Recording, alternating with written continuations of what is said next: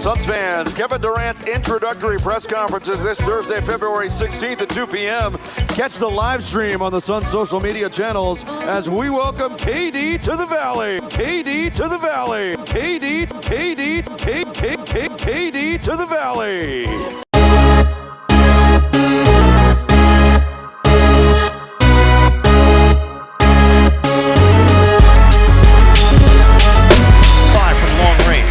Durant's got 11.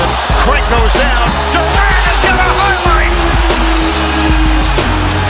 KD had the foul to give.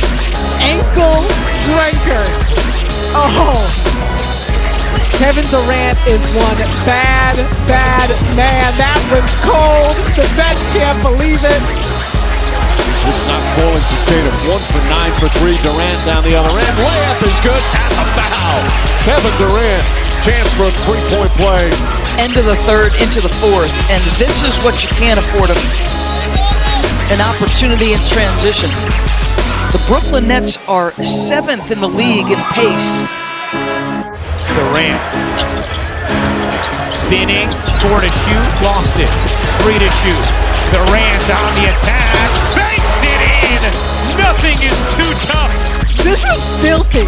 I mean, Green is pushing him, trying to body up into him, doing everything he can to make it tough, and then whoo, sweet kiss off the glass. How good Aldridge looks early on here this season after retiring in the middle of last season. Durant over 2. That's no matter for Kevin Durant. Durant, it's a stop and go though, and he is deep tight to the baseline.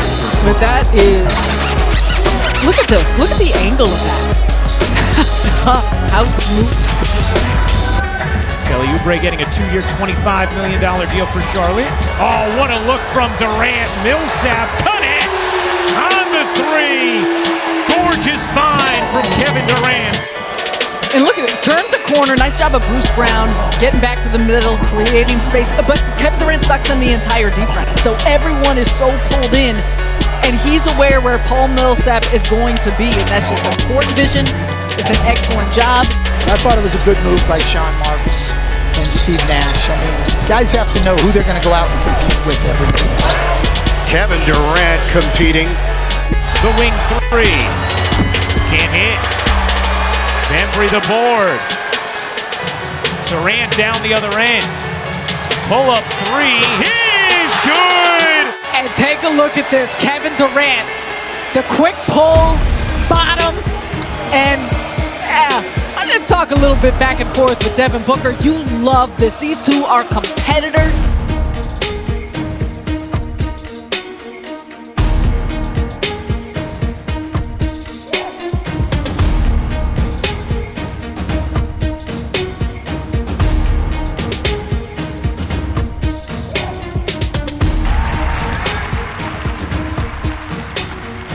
Kevin, Nick Friedel, ESPN. Hi. How would you sum up your time in Brooklyn? How would you sum up your time in Brooklyn?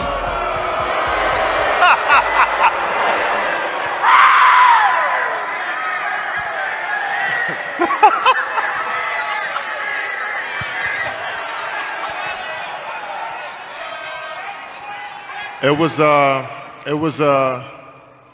a lot of ups and downs, but I love the grind. So, and everybody in Brooklyn loved the grind too. So I built a family over there. They're gonna always be a part of my journey. So we didn't accomplish what we wanted to accomplish as far as winning the championship, just like I told him, but I enjoy the grind. And everybody there, we tried our hardest every day, regardless of what was going on in the media, what was going on with our teammates. Everybody who was in that gym, we grinded. So I love those guys. I get emotional to talk about them because that was a special 4 years of my career, coming off of Achilles, and they helped me through a lot. So I don't have anything.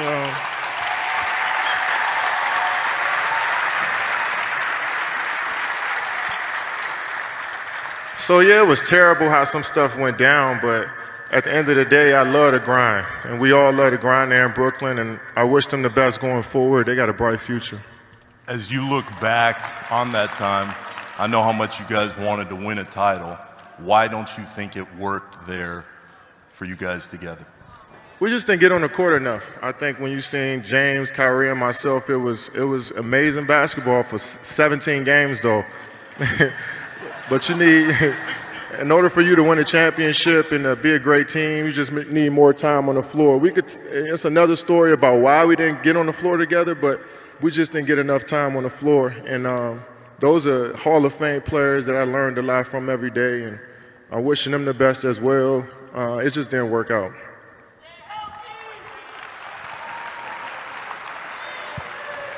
Hey, James, over here. This is Dave King with SB Nation. Welcome to the Valley. We're happy to have you here. I have a very short two-part question. First, what is it about Devin Booker that makes all-time greats like Chris Paul and now you want to play with him and come to the Valley and get traded to the Suns? And my second part is, when are you going to take the court?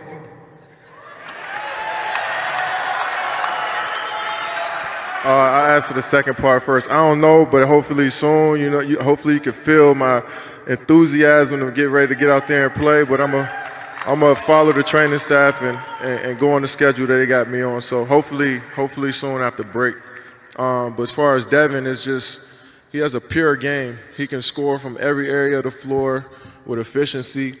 He's athletic, but he don't really show it a lot, but he can. Like last game, he had 2 dunks. It surprised me out of nowhere, even though I know he has that in his tool bag, but he's just such a quiet, efficient scorer, and he goes about his business on and off the court in just a mature manner. And I just wanted to be a part of it. I wanted to be a part of his journey and see, you know, how good he can get from here. And, you know, he's just one of those players that I really admire, and people are going to be doing classes on him once he's done playing. Like, you can learn so much from watching his game.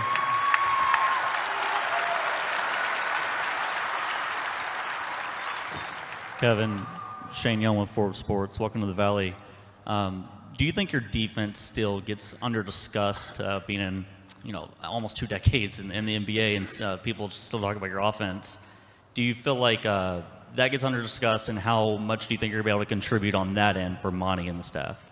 I understand why. I mean, I can score the basketball. People like scoring, and defense is not the glamorous thing in the game. So, yeah, I understand why it may not be discussed as much, but my coaches and my teammates trust in me on that side of the floor, and I'm looking forward to adding that to this team. I see they do a lot of switching on some stuff, and they fight over a lot of screens. The stuff that I like to do, protect the rim, and you know, I think I add value to a team with my defense. And like I said earlier, I think my defense always feeds into my offense. So when I'm locked in on that end, I could be better on the other side.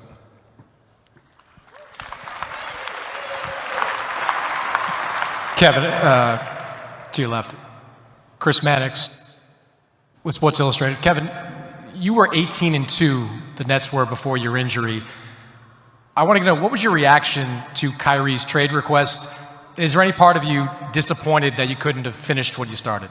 Yeah, I was upset that we couldn't finish. I thought we would have some good momentum. We were finally building the culture that we always wanted. I felt like every game we were building our chemistry. But I didn't know what was going on with Kyrie and his situation with the organization, so I didn't really focus on that. I only focused on what we were doing on the court, and it was a blow to our team. It just took away our identity. He was a huge, huge part of what we do. His game, he's a Hall of Fame player, a great, great player that can do everything on the floor, and we relied on that. So without him, we didn't have a clear identity. So that was tough for me to stomach, and I loved playing with those guys throughout the year. I felt like we had dudes that were stepping up and doing stuff that they didn't do on their previous team. So I enjoyed everything about it, and it was tough to not finish the season, but you know, I just tried to move forward as quickly as I can and try to figure something out for myself, but also still focus on trying to rehab and get back. So it all happened so fast, but I'm glad it worked out this way. All right, we'll do one final question. Kevin, right here, Colin Harmon, ABC 15 Sports. You came into the league at the tail end of the 7 seconds or less era, and you know all that talent was homegrown on that team. Now I look at the backdrop, and 2 of the 4 up there are future Hall of Famers that chose to want to come to Phoenix. I'm curious how maybe the evolution and the perspective among superstar players in the league about playing in Phoenix has evolved in your time in the league. It's definitely evolved. I mean, I felt like once I got into the league, I came in 2007. Phoenix was always one of the top teams in the league. It only been a few years actually where they weren't one of the top teams. So they always had a solid team. Somebody always respected. And when you came in here, this was a battle. You knew the crowd was going to be into it from the tip. And I think one of the best teams that, since I've been in the league was that team that didn't make the playoffs that were like 45 and 37, I think, with the Twins and PJ Tucker. And I think that was one of the teams that really sold me on, like, all right, this is a destination to come play. This is a place that, they really get behind their team. So, and also just the style of play that team had, I feel like that's always evolved in the fast pace here in Phoenix. So that drew me here. You always keep an eye out on organizations and teams throughout the league, throughout your career. And this is one of the teams always, and one of the cities I always respected. And, I'm glad I was just able to come full circle, and I'm here now. Yeah, what's good, man? Y'all know what time it is. Talented TV. Thank y'all. Anyway, let me give some quick shout outs before I go in on this situation right here. Salute to KD, man. You know what I'm saying? Because basically, if you're gonna get emotional over my town, I'm gonna show you love, man. KD's a real dude, man. You can see deep down in his heart that he really wanted to get done. So shout out to KD, man. But I'm gonna elaborate on that in a few minutes. Give me a second. Hold on. You dig me?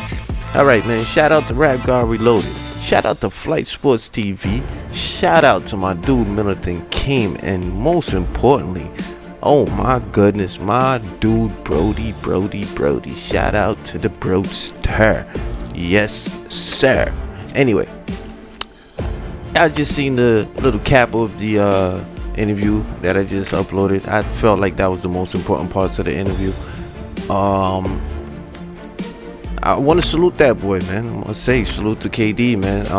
With that type of emotion coming out, you could definitely see that he didn't really want to leave the Nets, but he had to leave the Nets. It was just a decision that he had to make for himself. So, you know what I'm saying? Salute to him, man, and kudos to him for taking his future in his own hands. And some people might feel a way about that, but I actually feel good about what he did, man. You know what I'm saying? He looked out for himself, which is something that he was supposed to do.